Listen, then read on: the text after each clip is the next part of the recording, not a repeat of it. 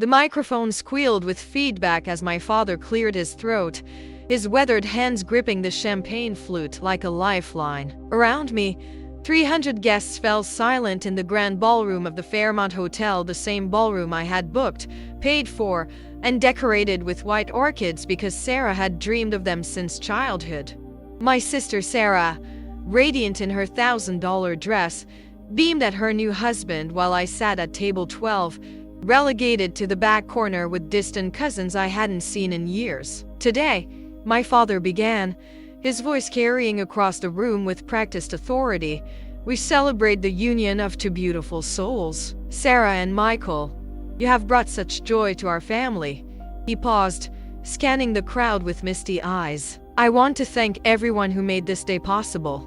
My wife Margaret, for her endless planning. My brother Robert, for his generous contribution. The Hendersons for opening their hearts and home to us during the preparations.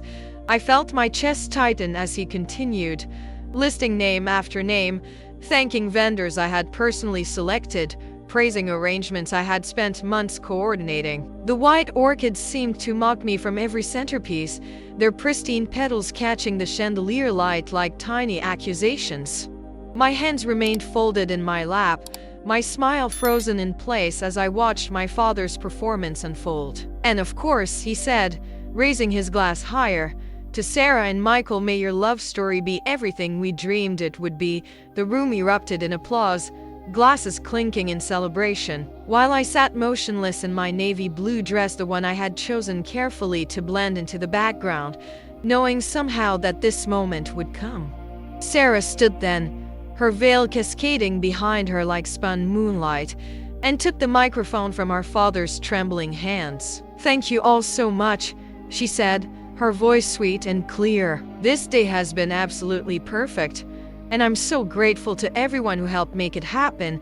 She turned toward our parents' table, her smile radiant. Mom, Dad, thank you for everything. And to all our family and friends who contributed their time, their love, their resources. The silence that followed felt different somehow, charged with something I couldn't name. Sarah's eyes found mine across the crowded room, and for a moment, something flickered in her expression, guilt, perhaps, or recognition. The microphone crackled softly in her hands. Actually, she said, her voice dropping to a whisper that somehow carried to every corner of the ballroom, there's something I need to say. The room held its breath. My sister Emma, she paid for everything. The venue, the flowers, the band, the food, everything you see here tonight. She did it quietly, without asking for recognition, because that's who she is. The champagne glass slipped from my father's fingers, shattering against the marble floor with a sound like breaking crystal. 300 pairs of eyes turned toward table 12, toward me, sitting alone in my navy blue dress, my hands still folded, my heart hammering against my ribs like a caged bird desperate for flight. The silence stretched like a held breath, thick and suffocating. I could feel the weight of 300 stares pressing against my skin, each gaze a question I wasn't prepared to answer. Sarah stood frozen at the microphone, her wedding dress suddenly seeming too bright, too white, against the backdrop of her revelation. My father knelt beside his chair, gathering pieces of broken glass with shaking hands, each shard catching the light like scattered diamonds. I rose slowly from my seat, my legs unsteady beneath me. The distant cousins at my table shifted uncomfortably, their eyes darting between me and the head table where my parents sat in stunned silence. My mother's face had gone pale, her carefully applied makeup unable to hide the shock that painted her features. She reached for my father's arm, but he pulled away, still focused on the broken glass at his feet. Excuse me, I whispered to no one in particular, my voice barely audible above the murmur that had begun to ripple through the crowd. I walked toward the exit, my heels clicking against the marble with a rhythm that seemed to echo my heartbeat. Behind me, I heard Sarah call my name, but I didn't turn around. I couldn't. The hotel corridor felt like a sanctuary after the suffocating attention of the ballroom. Crystal chandeliers cast soft shadows on the burgundy carpet, and the muffled sounds of the reception faded to a distant hum. I found myself in the ladies' lounge, A powder room decorated with antique mirrors and velvet chairs that cost more per night than most people's monthly rent. I sank into one of the chairs and stared at my reflection, the same face that had been forgotten in every family photo, overlooked at every holiday gathering, invisible at every celebration until the bills needed paying. The door opened softly, and Sarah appeared in the mirror behind me, her veil trailing like a ghost. She had removed her shoes, and her stockings whispered against the marble as she approached. "Emma," she said, her voice small and uncertain. "I'm sorry. I didn't know Dad was going to. I didn't know he wouldn't mention you." I met her eyes in the mirror, seeing my own features reflected in her face, the same green eyes, the same stubborn chin, the same freckles that had faded with age but never quite disappeared. "You did know," I said quietly. "You've always known." She sat in the chair beside me, her dress pooling around her like spilled cream. "The money. I never asked you to know," I interrupted, my voice steady despite the tremor in my hands. "You never asked. You never had to." Because asking would have meant acknowledging that I exist. I turned to face her directly, abandoning the safety of the mirror. "Do you know what it's like, Sarah? To love someone so much that you give them everything and still be invisible?" Tears gathered in her eyes, threatening to ruin the makeup that had taken 2 hours to perfect. I wanted to say something earlier, during the planning, during the rehearsal dinner, but Mom said it would be awkward, that it might make people uncomfortable if they knew that your sister was paying for your wedding. I finished. "Yes, I imagine that would be uncomfortable. Much easier to let everyone assume it was Dad's generosity, or the groom's family, or some mysterious benefactor who didn't require acknowledgement." The door opened again, and my mother appeared, her face flushed with embarrassment and something that might have been shame. "Emma, sweetheart, we need to talk." She glanced at Sarah, then back at me. "There's been a misunderstanding." I stood, smoothing my dress with hands that had finally stopped shaking. "No misunderstanding, Mom. Just truth." Finally, I walked past both of them toward the door, pausing only to look back at Sarah one last time. "Enjoy your reception. Enjoy the band I hired, the cake I ordered, the flowers I chose. Enjoy the love story Dad toasted, the one where I don't exist." The corridor felt different now, less like a sanctuary and more like a crossroads. Behind me, I could hear my mother's voice, urgent and pleading, calling my name. But I kept walking, my heels marking time against the marble, carrying me away from the ballroom where my absence had finally been noticed, where my silence had finally been broken, where my love had finally been acknowledged too late, and not nearly enough. The hotel lobby stretched before me like a cathedral of marble and gold, its vaulted ceiling disappearing into shadows above crystal chandeliers that cast dancing patterns on the polished floor. I found myself gravitating toward the bar, a quiet alcove tucked away from the main thoroughfare where business travelers nursed whiskey and couples shared intimate conversations over wine. The bartender, a woman in her 50s with kind eyes and silver hair pulled back in an elegant chignon, looked up as I approached. "Rough night?" she asked, her voice carrying the gentle authority of someone who had witnessed countless human dramas unfold across her mahogany bar. "Wedding," I said simply, settling onto a leather bar stool that creaked softly under my weight. "My sister's." She poured me a glass of wine without being asked, a rich Cabernet that caught the light like liquid rubies. "Family weddings," she said with a knowing nod. "They have a way of bringing out the best and worst in people, sometimes simultaneously." I sipped the wine, feeling its warmth spread through my chest like a small fire. Through the bar's windows, I could see the city lights twinkling in the distance, each one representing a life, a story, a family drama playing out in living rooms and restaurants and hotel ballrooms across the metropolis. "Do you ever wonder," I asked, "what it would be like to just disappear? To walk away from everything and start over somewhere new?" The bartender wiped down a glass with practiced efficiency. "Every day," she said. "But then I remember that running away doesn't change who you are. It just changes your address." Behind me, I heard footsteps on the marble floor, the distinctive click of expensive heels moving with purpose. I didn't need to turn around to know it was my mother, her perfume announcing her presence before her voice did. "Emma, please," she said, her tone carrying the same note of exasperation she had used when I was 12 and hiding in my bedroom after another family gathering where I had been forgotten, overlooked, dismissed. I turned slowly, taking in her appearance the elegant mother of the bride dress in champagne silk, the pearl necklace that had been her mother's, the carefully styled hair that had begun to come loose around her temples. She looked older somehow, as if the weight of the evening had settled into the lines around her eyes. "We need to discuss this situation," she said, glancing nervously at the bartender who had discreetly moved to the other end of the bar. "People are asking questions. Your father is upset." I repeated, tasting the word like bitter medicine. "Is he upset that I paid for his daughter's wedding, or upset that people found out?" My mother's face flushed, a telltale sign of the anger she worked so hard to keep contained beneath her polished exterior. "You're being dramatic, Emma. We never asked you to know," I interrupted, setting my wine glass down with deliberate care. "You never asked. You just expected. The way you expected me to take care of Grandma when she was dying while you and Dad took that cruise to Alaska. The way you expected me to handle Dad's medical bills when he had his heart attack. The way you expected me to step in when Sarah needed help with her down payment, her car loan, her credit card debt." The words hung in the air between us like accusations, each one carrying the weight of years of silent resentment. My mother's mouth opened and closed, but no sound emerged. For the first time in my 32 years, I had rendered her speechless.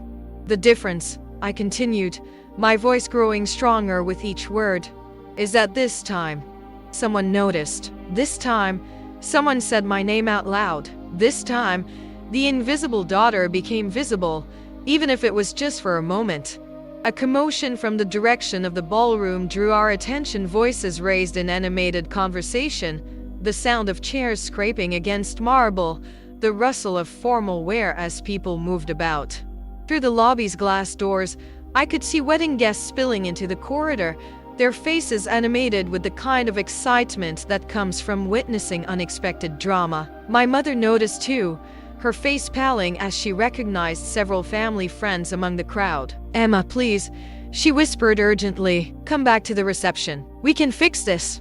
We can make an announcement, give you proper recognition." I stood, leaving money on the bar for my wine and a generous tip for the bartender who had offered more comfort in 10 minutes than my family had provided in years. "It's too late for that, Mom," I said, my voice calm despite the storm raging in my chest. "You can't unring a bell. You can't take back 32 years of being forgotten."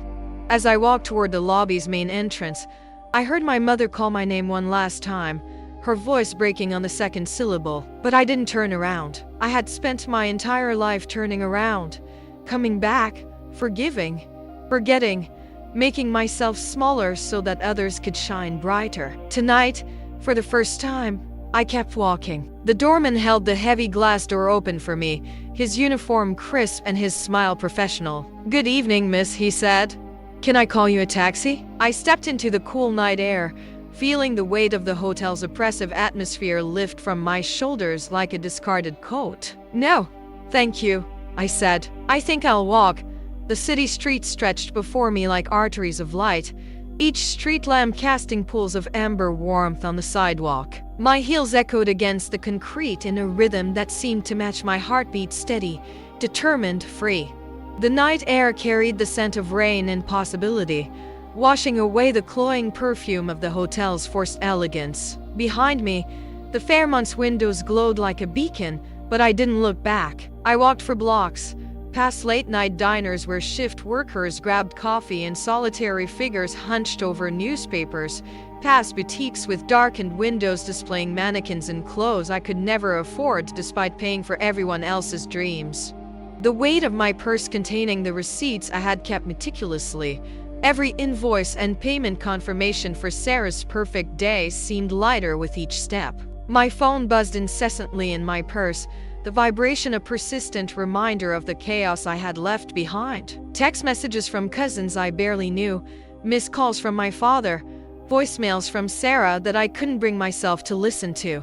The digital noise of a family suddenly remembering I existed, now that my silence had been broken by someone else's courage. I found myself in Riverside Park, where the city's noise faded to a gentle murmur and the sound of water moving over stones provided a natural symphony. A bench sat beneath an old oak tree, its branches reaching toward the sky like arms seeking benediction. I settled onto the wooden slats, finally allowing myself to feel the full weight of the evening's revelations.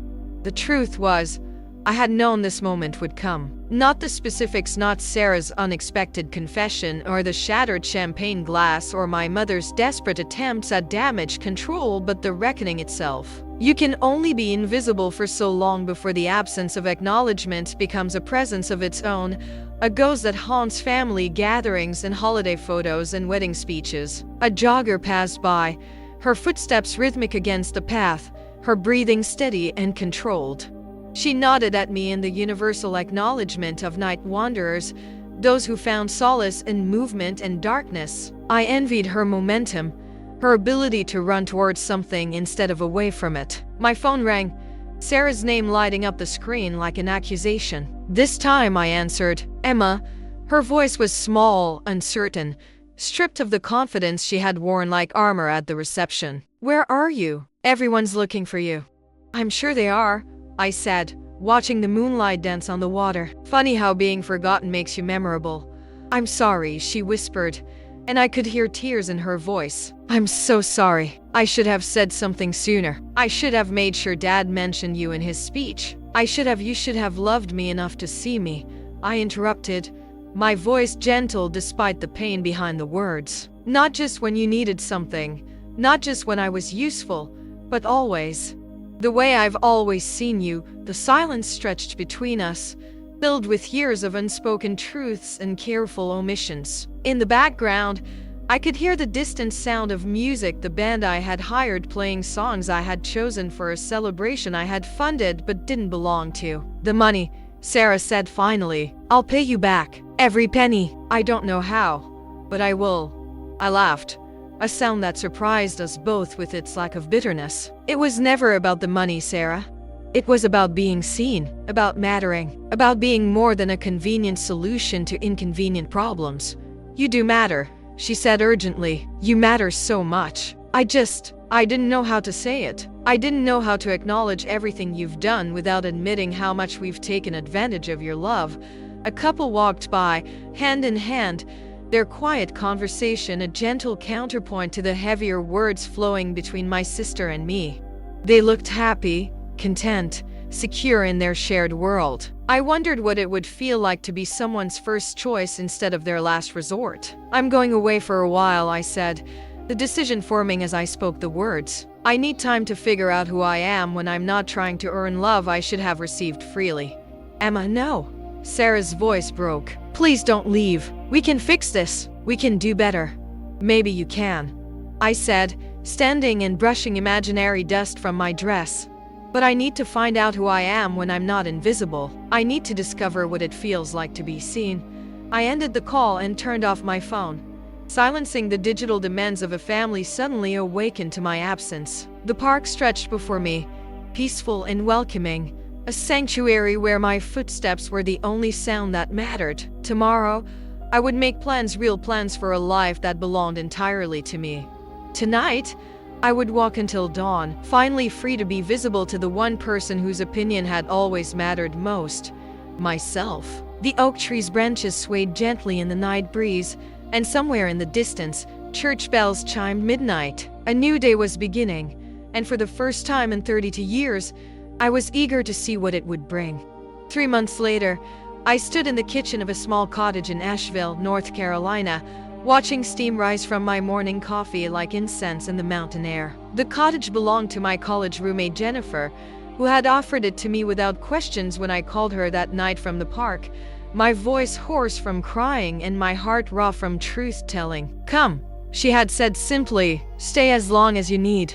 The mountains had embraced me with their ancient silence, their peaks shrouded in mist that reminded me daily that some things were meant to be mysterious, untouchable, free. I had found work at a small bookstore in town, shelving novels and brewing coffee for customers who knew me only as Emma, the quiet woman with gentle hands and a careful smile. They didn't know about wedding payments or forgotten speeches or families who loved conditionally. They knew only what I chose to show them. And somehow, that felt like freedom. My phone, which I had kept turned off for weeks, sat charging on the kitchen counter like a sleeping animal. I had finally turned it on yesterday, steeling myself for the avalanche of messages that awaited. 47 missed calls from my mother, 31 text messages from Sarah, 12 voicemails from my father, his voice growing more desperate with each recording, and one email that had arrived just this morning, with a subject line that made my hands tremble. Please read this. Dad, I poured my coffee into a ceramic mug Jennifer had made herself. Its imperfect glaze reminding me that beauty didn't require perfection. Through the kitchen window, I could see the Blue Ridge Mountains stretching toward the horizon, their peaks catching the early morning light like promises of possibility. I had learned to find peace in their constancy, in the way they remained unchanged despite the storms that passed over them. The email waited, unopened, while I gathered the courage to read words from a man who had raised me for 32 years without truly seeing me. I thought about the last time we had really spoken, not the polite exchanges at family gatherings or the brief phone calls about practical matters. I couldn't remember when that had been, which seemed like an answer in itself. Finally, I opened the email. Emma, it began, and I could hear his voice in the words, formal and careful as always. I have started this letter 100 times, and each time I find myself without adequate words for what I need to say. Your mother tells me that apologies are not enough, that actions speak louder than words, but I am an old man who has spent his life believing that silence was sometimes kinder than truth. I was wrong. I set the mug down, my hands no longer steady enough to hold it. Outside, a cardinal landed on the windowsill, its red feathers brilliant against the morning light. It cocked its head at me, as if waiting for something, then flew away with a flash of wings. I have been thinking about the night you were born, the email continued. You came 3 weeks early, during a snowstorm that shut down half the city. Your mother was terrified, but you emerged into the world with such determination, such fierce independence, that the doctor laughed and said you would be trouble. Good trouble, he said, the kind that changes things. I had never heard this story before.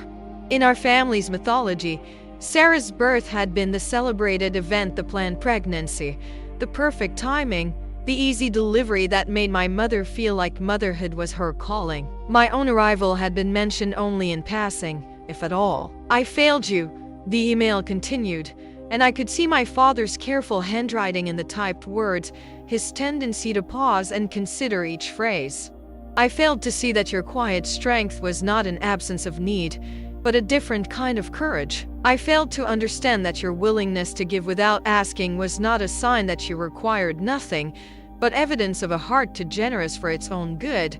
A knock at the cottage door interrupted my reading. Through the window, I could see Jennifer approaching with a basket of fresh vegetables from her garden, her face bright with the kind of contentment that came from living authentically. She waved when she saw me, and I waved back, grateful for the interruption that gave me time to absorb my father's words. The wedding, the email continued when I returned to it, was not the first time I forgot to acknowledge you. It was simply the first time someone else noticed.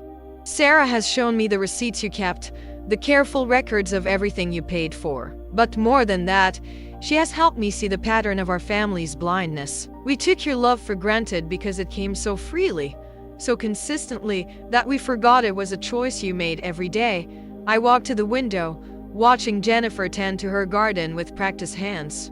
She had built this life herself, the cottage, the garden, the pottery studio in the converted barn after her own family had disappointed her in ways she rarely discussed. She had shown me that starting over wasn't about running away. It was about running toward the person you were meant to become. I am enclosing something that should have been yours long ago, the email concluded. It belonged to your grandmother, my mother, who saw in you the same quiet strength that carried her through the Depression and to wars. She asked me to give it to you when you were old enough to understand its significance. I realize now that you have been old enough for years, and I have been too blind to see it. I scrolled down to find an attachment, a photograph of an antique locket, delicate and worn, with an inscription I couldn't quite make out in the image. Below it, my father had written, She said it was for the granddaughter who would need to remember that love is not earned through service, but given freely or not at all. I think she always knew that granddaughter would be you. The cardinal returned to the windowsill, this time accompanied by its mate. They sat together in comfortable silence, their presence a reminder that some bonds required no words, no grand gestures, only the simple act of choosing to stay. The locket arrived 2 days later, delivered by a courier who seemed surprised to find me in such a remote location. I signed for the small package with hands that trembled slightly, then carried it to the porch swing where I had spent countless evenings watching the sun disappear behind the mountains.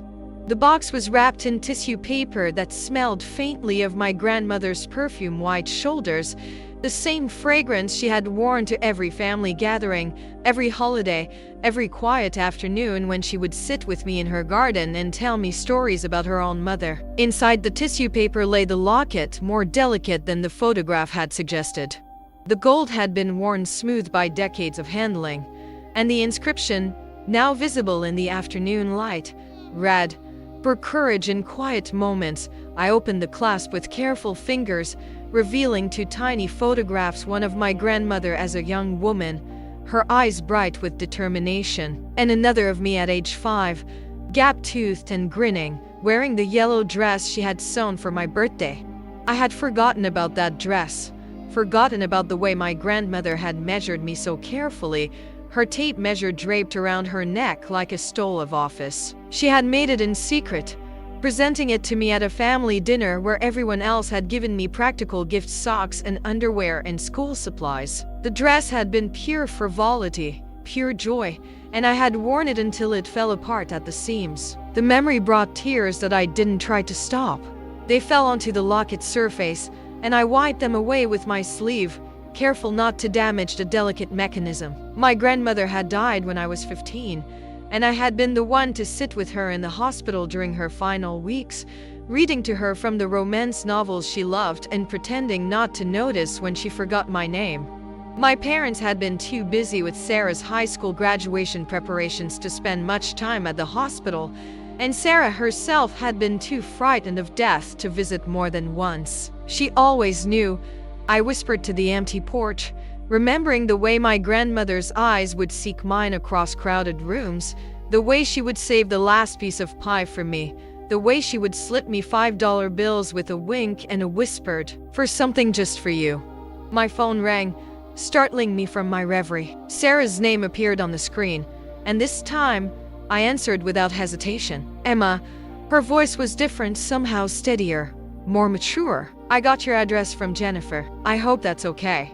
"It's okay," I said, fastening the locket around my neck where it settled against my collarbone like a blessing. "I wanted to tell you something," she continued. "Michael and I, we're getting the marriage annulled." The words hung in the air between us, unexpected and heavy with implication. "Sarah, what? Why?" "Because it was built on a lie," she said simply. "Because I stood up there in that dress you paid for, in that venue you chose, surrounded by flowers you selected, and promised to build a life of honesty with someone while living the biggest dishonesty of all. I couldn't look at our wedding photos without seeing your empty chair at the back of the room." I closed my eyes, feeling the mountain breeze lift my hair and carry away some of the pain I had been holding. "You don't have to do that for me, Sarah. You don't have to sacrifice your happiness to make up for." "I'm not sacrificing anything," she interrupted. "I'm choosing truth over convenience for the first time in my life. Michael deserves better than a wife who married him with money her sister provided while pretending it came from somewhere else. And I deserve better than a relationship built on the foundation of your invisible generosity." A hawk circled overhead, riding the thermal currents with effortless grace. I watched it soar, remembering my grandmother's stories about birds that could see the whole landscape from above, understanding patterns that remained hidden to those trapped on the ground. "There's something else," Sarah said, her voice growing softer. "I've been going to therapy. Dr. Martinez, she's helping me understand how we learned to take your love for granted, how we turned your kindness into an expectation instead of recognizing it as the gift it was." "And what has she told you?" I asked, genuinely curious, that families can be systems of dysfunction disguised as love. That sometimes the person who gives the most receives the least recognition because their generosity becomes invisible through repetition. That healing requires acknowledgement, not just apologies. I stood and walked to the porch railing, looking out over the valley where Jennifer's neighbors tended their own gardens, lived their own authentic lives, created their own definitions of family and belonging. "I'm glad you're getting help, Sarah. I really am. I want to see you," she said suddenly. Not to ask for anything, not to try to fix what can't be easily repaired, but just to sit with you. To be in the same space without needing you to solve anything or pay for anything or make anything easier. The locket felt warm against my skin, my grandmother's presence a gentle reminder that love, when freely given and freely received, could heal wounds that seemed permanent. "I'm not ready for that yet," I said honestly, "but maybe someday." "I'll wait," Sarah said. "However long it takes, I'll wait." After we hung up, I sat on the porch swing until the stars appeared, each one a distant light in the darkness, independent and beautiful and complete unto itself. The locket caught the moonlight, and I thought about my grandmother's hands, worn smooth by years of giving and receiving love in equal measure, never keeping score, never demanding recognition, but never allowing herself to disappear either. Tomorrow, I would write to my father. Tomorrow, I would begin the slow work of rebuilding relationships on foundations of truth rather than convenience. But tonight, I would simply sit with the knowledge that I had been seen, truly seen, by someone who mattered myself. The mountains stood sentinel around me, ancient and unchanging, and I finally understood what my grandmother had known all along, that the greatest courage was not in grand gestures or dramatic confrontations, but in the quiet moments when you chose to value yourself as much as you valued others. 6 months after receiving my grandmother's locket, I stood in the doorway of my childhood home, my hand resting on the brass knocker that had been polished to mirror brightness. The house looked smaller somehow, its white colonial facade weathered by time and neglect in ways I hadn't noticed during my years of invisible presence. The garden my mother had once tended with religious devotion showed signs of abandonment, rose bushes overgrown, walkway stones displaced by weeds, the fountain where I used to make wishes as a child now silent and dry. I had driven the 8 hours from Asheville without telling anyone I was coming, my Honda Civic loaded with boxes containing the life I had built in the mountains. Not because I was moving back, that version of Emma had died in a hotel ballroom 6 months ago, but because I had finally found the courage to claim what had always been mine. The door opened before I could knock, revealing my mother in a way I had never seen her without makeup, her gray hair pulled back in a simple ponytail, wearing jeans and a paint-stained sweater that suggested she had been working with her hands. She looked older, more fragile, but also somehow more real than the polished woman who had chased me through hotel corridors with desperate apologies. "Emma," she breathed, her hand flying to her throat in a gesture I recognized from my own nervous habits. "You came home. I came to collect some things," I said gently, not wanting to wound but needing to be clear, "and to have a conversation we should have had years ago." She stepped aside, allowing me to enter the foyer where family photos lined the walls in careful chronological order. I paused before them, seeing with new eyes how my presence diminished over time, prominent in early childhood pictures, gradually moving to the edges of group shots, finally disappearing altogether from the more recent displays. It was like watching myself fade in real time, a slow erasure that had happened so gradually no one had noticed. "I've been redecorating," my mother said, following my gaze, taking down some pictures, putting up others, trying to correct the narrative. I walked into the living room, where evidence of her efforts was immediately apparent. The mantelpiece, once dominated by Sarah's achievements, graduation photos, wedding pictures, professional headshots, now displayed a more balanced representation of our family's history. There I was at my college graduation, beaming despite the fact that only my grandmother had attended the ceremony. There was the photo from my promotion to senior accountant, which I had sent home proudly only to have it acknowledged with a brief phone call weeks later. "Your father is at his woodworking class," my mother continued, her voice uncertain. He's been making things. Birdhouses mostly. He says it helps him think. I settled into the armchair that had been my grandmother's favorite, feeling the familiar depression in the cushions where she had sat for countless afternoons, watching game shows and working crossword puzzles. The chair still smelled faintly of her perfume, and I touched a locket at my throat, drawing strength from its weight. I read Dad's letter, I said, about the locket, about Grandma's wishes. It made me realize something important. My mother perched on the edge of the sofa, her hands clasped tightly in her lap. What did it make you realize? That she saw me, really saw me, and she tried to make sure I knew it, even after she was gone. I opened the locket, showing my mother the tiny photographs inside. She knew I would need proof someday that I mattered to someone in this family. Tears gathered in my mother's eyes, but she didn't try to wipe them away. I saw you too, Emma. I didn't know how to show it. You were so capable, so independent. Sarah needed more attention, more guidance. You seem to have everything figured out.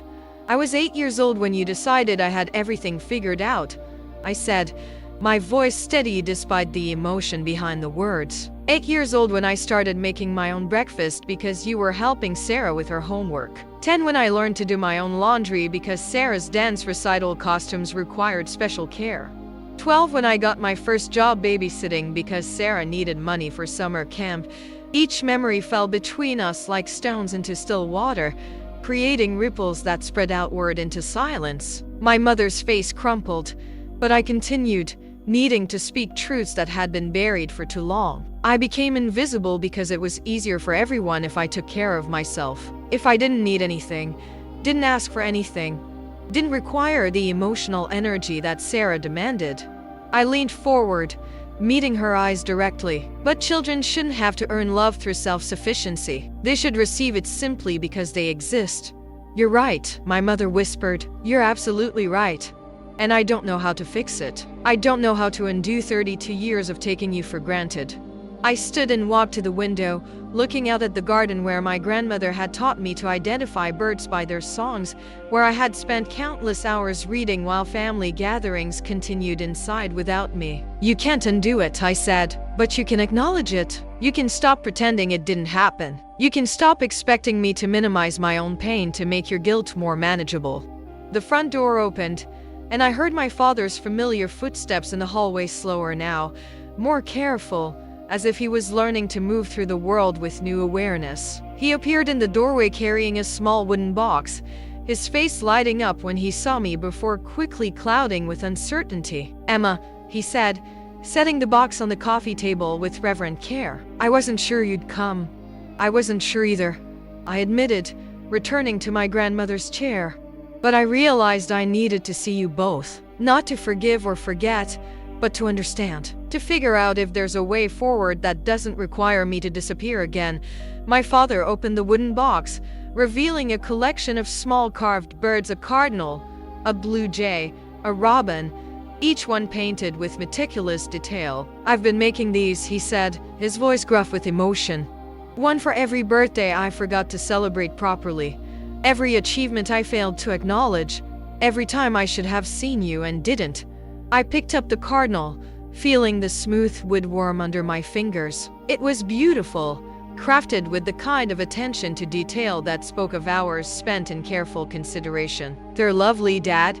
They're not enough, he said. Nothing I make will ever be enough. But they're a start. They're my way of saying that I see you now, Emma. I see you, and I'm sorry it took so long.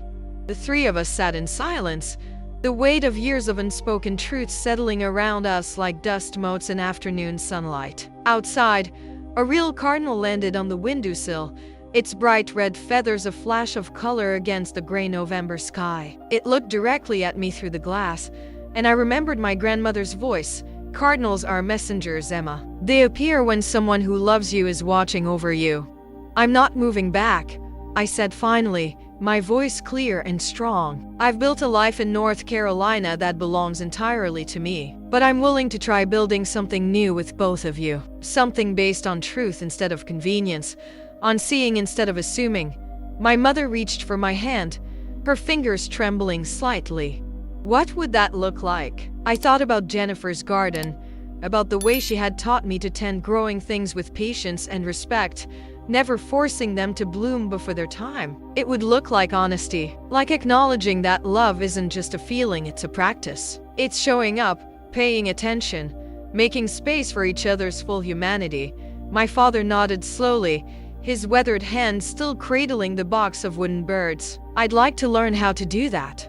If you'll teach me. The cardinal at the window tilted its head, as if listening to our conversation, then flew away with a flash of wings that caught the light like hope. I touched my grandmother's locket one more time, feeling her presence in the room like a benediction, and realized that sometimes the greatest act of love is not disappearing to make others comfortable, but staying visible long enough to teach them how to see. We can try, I said, and meant it. We can try.